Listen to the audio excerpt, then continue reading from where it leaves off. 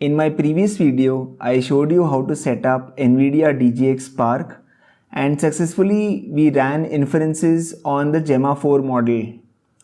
In this video, we'll explore a practical and a very useful use case, that is converting natural language instructions to bash commands. Imagine typing something like find all the log files modified in the last 24 hours and having the model generate the correct shell command automatically. This can make command line operations much more accessible and improve developer productivity. So without wasting any further time, let's start. I've divided the video into 3 stages. The first stage is to load the Gemma 4 base model, run tricky natural language to bash queries. Once you go through this stage, you will understand why we need fine-tuning.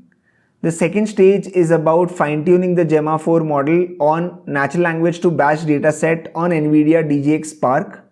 The third stage is loading the base model along with the fine-tuned adapter. So let's quickly start with stage 1. Here we start off by importing all the required libraries like PyTorch, transformers, rich for colorful console output and timing utilities. Nothing fancy here. So I'll quickly run this cell. Here I define the model ID. So I'm currently using Gemma 4 E2B IT model and there is a system prompt as well. That's about it. In this cell here is where I define 10 tricky questions. Instead of picking easy examples, we'll be using something that is kind of tricky, which has natural language queries that are often that the LLM kind of gets confused on, and these are useful for evaluating the model's weakness as well. So find all Python files modified in the last 7 days and count the total number of lines of code. All of this is again something that I've captured, and there are 10 such queries that I have here. So I'll quickly run this cell as well. This function here that you see, that is called as the load model, this entire function. This function is responsible for loading the Gemma 4 model efficiently. Here there are multiple pieces that we are doing. We are loading the model, we are loading the tokenizer as well along with the model, and the model switches into the inference mode in this entire function. So this is what we are trying to achieve in this piece of code. So I'll quickly run this cell as well. So this function is the heart of the inference. It takes a natural language instruction, formats it into Gemma's chat template, which you would see here, this piece here. It tokenizes the input, it runs the generation, measures the latency, and finally converts the generated tokens back to readable text. That is what you see here. This helper function is what I've designed to analyze the generated command, and it helps in classifying the type of error. Rather than just simply saying that the model was wrong, whether the model explained too much, generated markdown, used the wrong command, etc. etc. So there are different ways in which it can go wrong. All of this is what I've captured in this particular function as well. This function that you see here, called as the run_baseline function, automates the evaluation process. It loops through every test query, generates a bash command, compares it with expected answer, classifies the error type, and displays everything in a nicely formatted panel. So this is what you see here in this particular function. Although it looks very huge, but it's kind of simple if you ask me. So I'll quickly run this cell as well. Now in this piece of code, I basically call the load model function and I load the model and the tokenizer.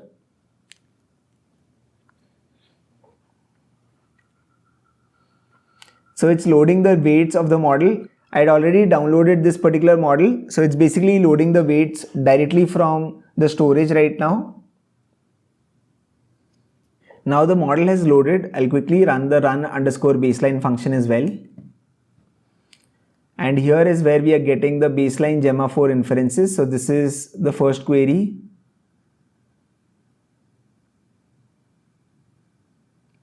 It's kind of telling me what the correct response is and also what the base Gemma 4 response is. And here we are getting a score of 0 out of 10. It clearly mentions for every query what the correct response should be and what the model is giving us. So essentially, again, these are very tricky questions or tricky queries in terms of natural language, which is where it's not able to kind of really do a good job in terms of generating the exact bash command, which is where fine tuning is really essential for our use case. All of this again will happen on your machine, on your DGX Spark, and you can kind of control different devices using DGX Spark by having your own fine-tuned model. So let's go forward and carry out fine-tuning now. Now that we've measured the original model's performance, the next stage is to fine-tune a Gemma 4 model using the NL2 bash dataset so that it becomes better at command generation. So I'll quickly run the import section. This piece of code basically defines hyperparameters like model name, output directory, dataset, learning rate, etc. So I'll quickly run this cell as well. Here I define the chat formatting template so that every training example follows what Gemma is expecting in terms of conversation style. So I'll quickly run this cell. So this callback provides live updates of training loss during fine-tuning, making the training progress easier to monitor. So again, I don't want to be lost in terms of whether my training is happening correctly or not, which is where this function comes into picture. This function here called as format_example is basically every example in the dataset, which is NL2 bash dataset, is converted into Gemma's conversational format. This makes the dataset compatible for instruction tuning. So I'll quickly run this as well. The function that you see here called as load_data basically prepares the dataset for training. It loads the NL2 bash dataset, removes overly long examples, creates train and validation splits, formats every example and returns both the datasets that we require, that is training and validation. Now the function here is load model and tokenizer. Unlike inference, this function prepares a model for efficient low memory training. It loads Gemma in 4-bit mode and applies additional pre-processing that is required for QLoRa. So that is what I kind of have here as a function. And this is where PEFT fine-tuning happens or parameter efficient fine-tuning happens.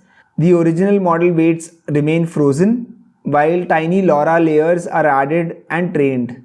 This reduces memory usage and the training cost comes down dramatically. So I'll quickly run this as well. And this is the main function called as train. This is the main training pipeline.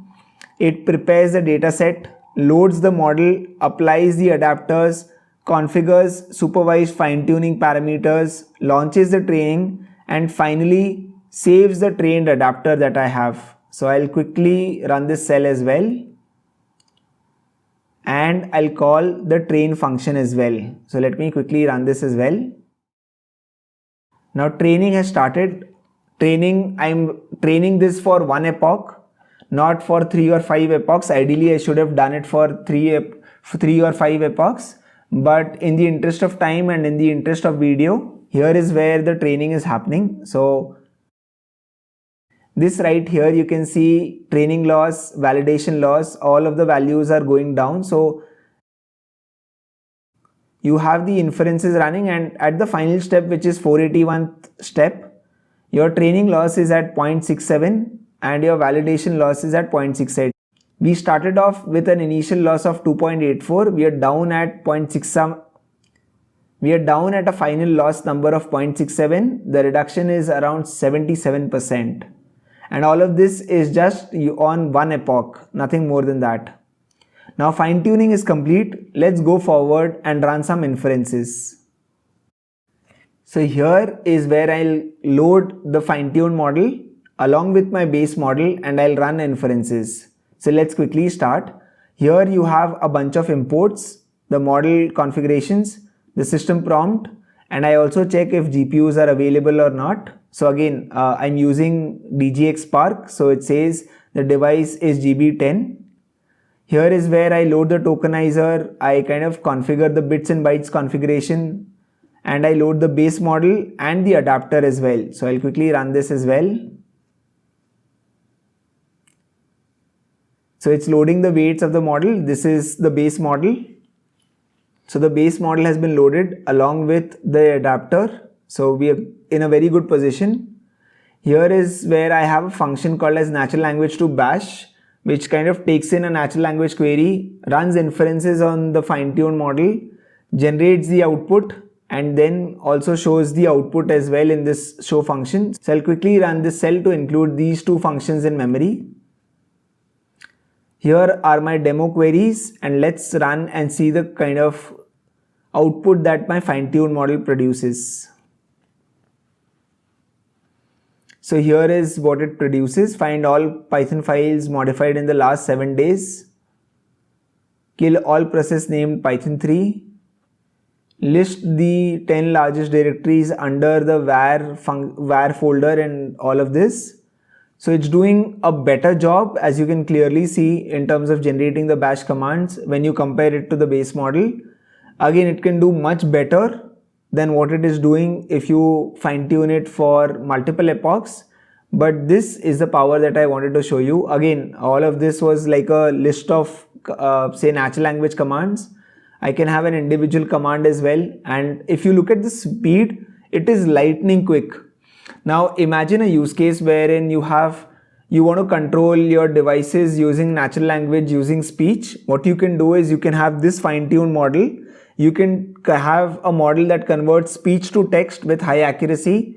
That text flows into this model. It kind of creates a bash command, and automatically the execution happens on the bash command itself. This is the power that you unlock once you have private compute like DGX Spark, a device as powerful as DGX Spark running all your models locally. So your speech to text models can run locally. Your text to natural language to bash command model runs locally, and all of the executions happen locally. So this is the power of DGX Spark that I wanted to demonstrate. If you are a startup, if you are an enterprise, if you are an organization that is looking to create some private local solutions on private datasets, then I think you should go ahead and buy DGX Spark. I think it will be an investment that will kind of give you rewards in multiple folds. I'll attach the official link from where you can buy DGX Spark as well. Do check that out. And this is something that I wanted to share across. So I hope you enjoyed the video, and thank you so much for watching the video.